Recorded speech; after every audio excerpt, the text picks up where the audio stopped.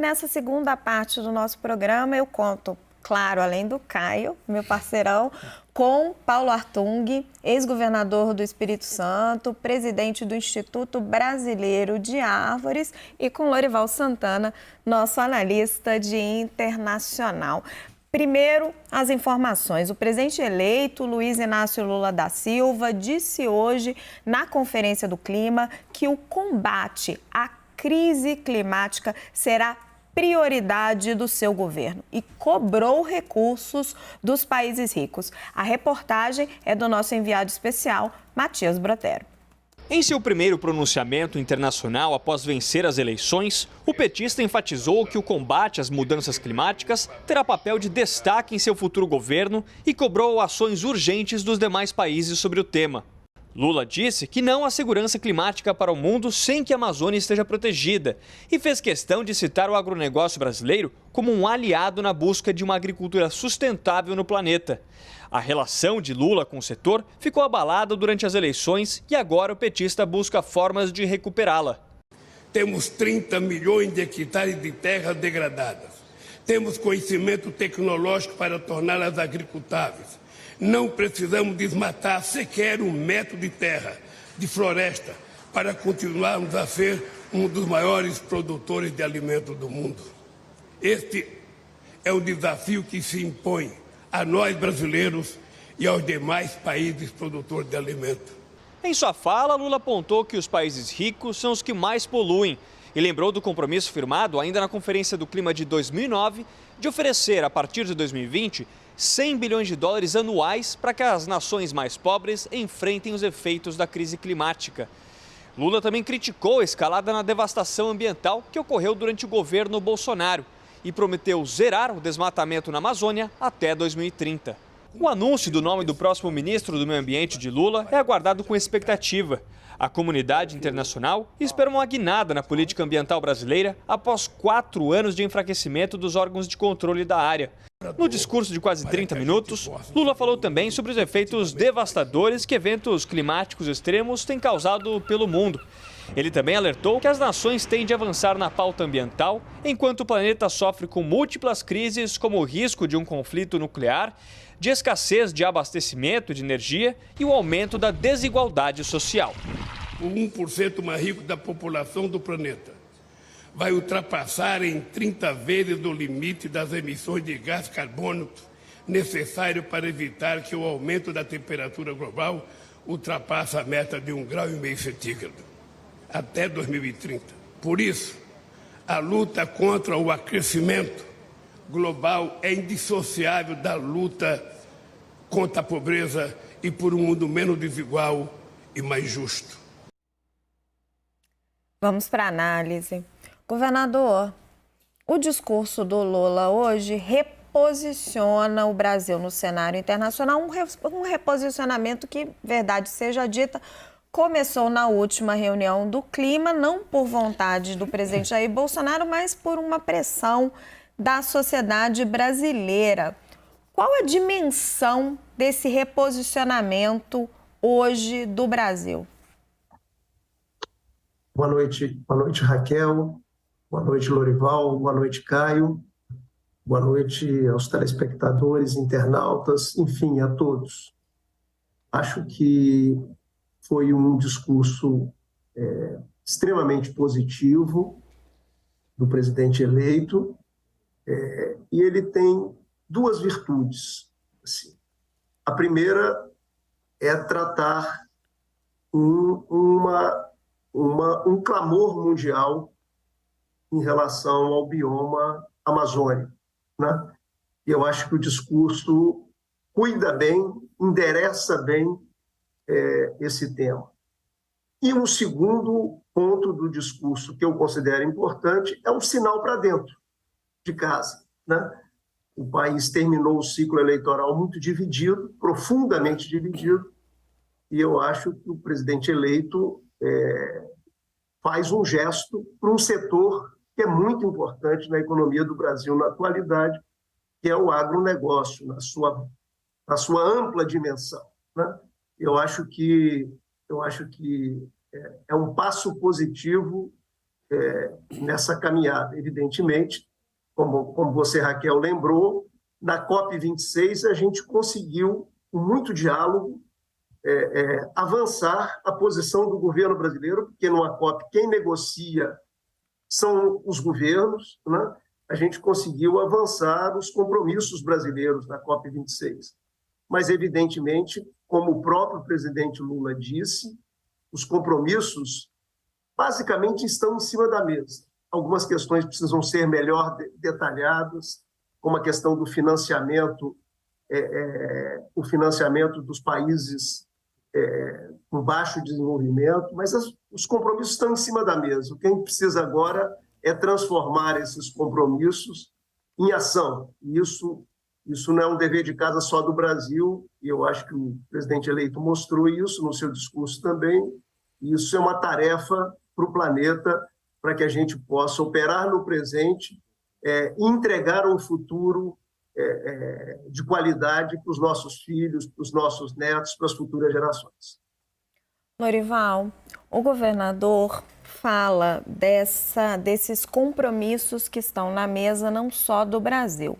A gente viu a empolgação com que o Lula é recebido por John Kerry, pelo enviado chinês, mas ele também fez cobranças aos países ricos que cumpram os seus compromissos.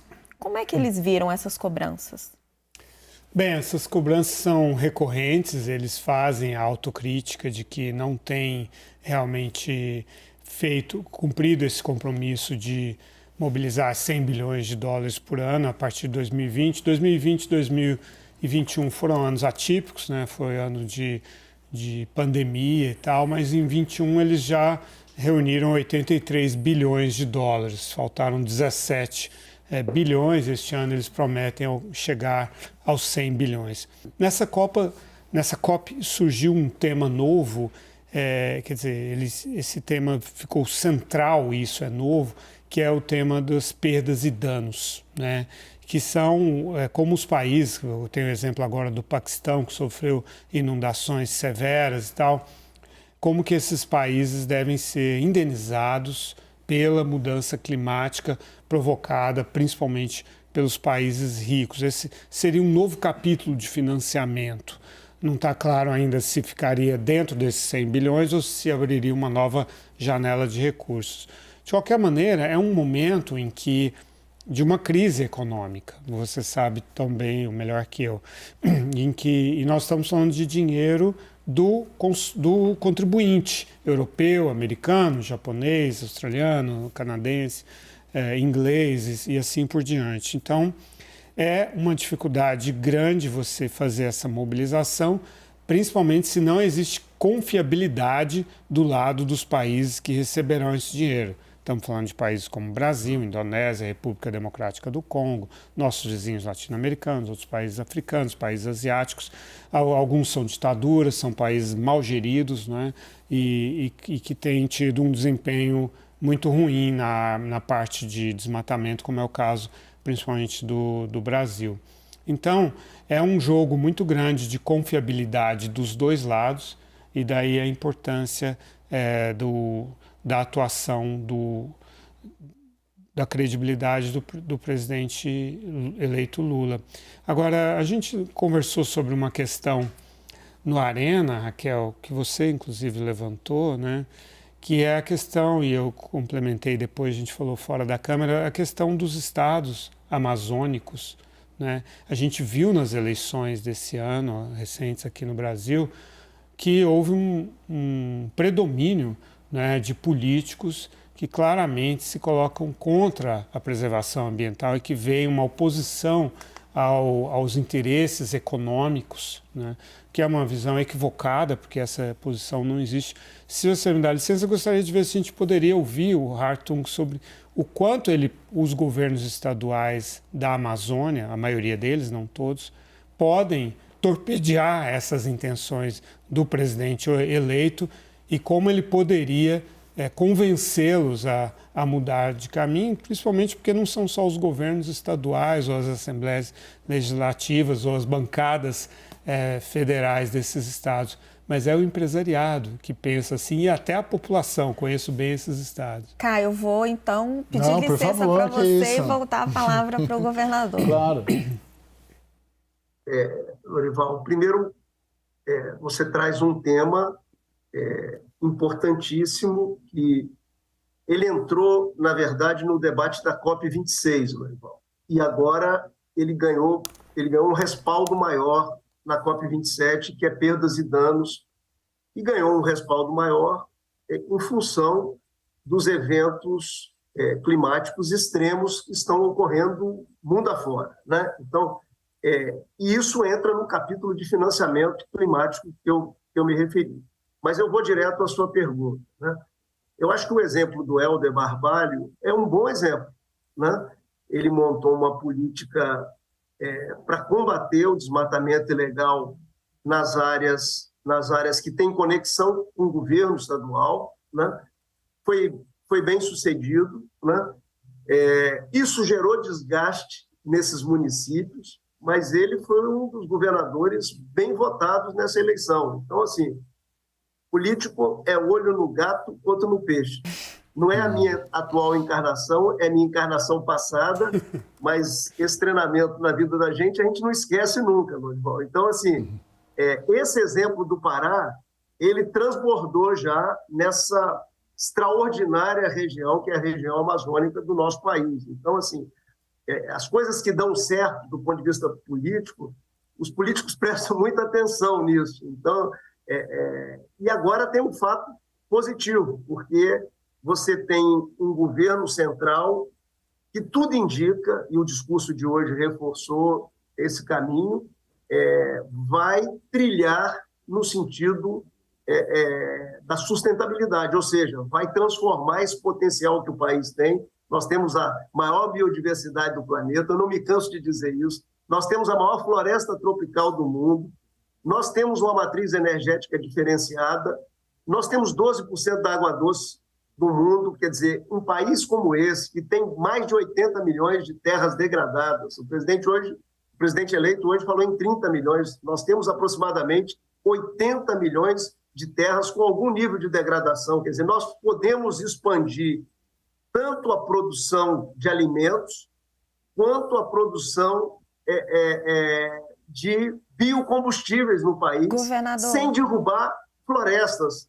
Então, assim, um país com essa condição, eu acho que ele precisa aproveitar a janela de oportunidade que a descarbonização oferece. E o povo brasileiro está começando a entender, isso está sendo positivo, o debate que está acontecendo, que uma floresta em pé tem valor, né? Por exemplo, o sucesso do nosso agro, né, tem a ver com essa floresta em pé, por causa do regime de governador, com então, certeza. Assim, isso é muito importante. Governador, desculpa até interromper o senhor, mas é porque o tempo está acabando e eu quero fazer uma perguntinha aqui para o Caio. Caio. Desculpa, Caio. Imagina. Governador e Lorival falaram muito da repercussão externa e eu queria falar com você um pouquinho da repercussão interna.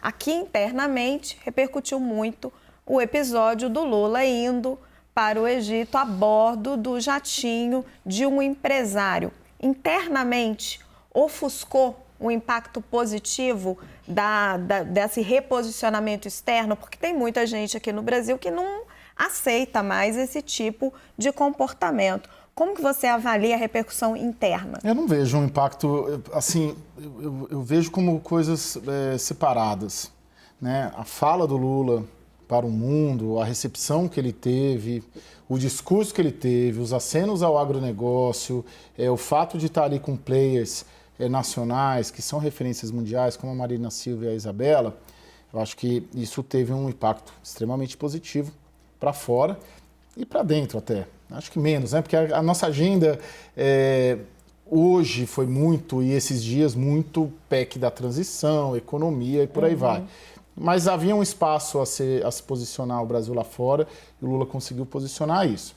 Agora tem um outro debate também, que é o que você coloca, a ida num jatinho de alguém que foi investigado, que fez delação, foi preso inclusive. Isso, muita gente, até no entorno do presidente, não achou recomendável, né? E levanta-se aí um receio de práticas antigas que já foram punidas, né, pela justiça, de voltar, né? Porque o exemplo acaba vindo de cima, né? Sempre de cima. Gente, infelizmente eu tenho que encerrar. Governador Paulo Artung, Lorival, Caio Junqueira, meu muito obrigada.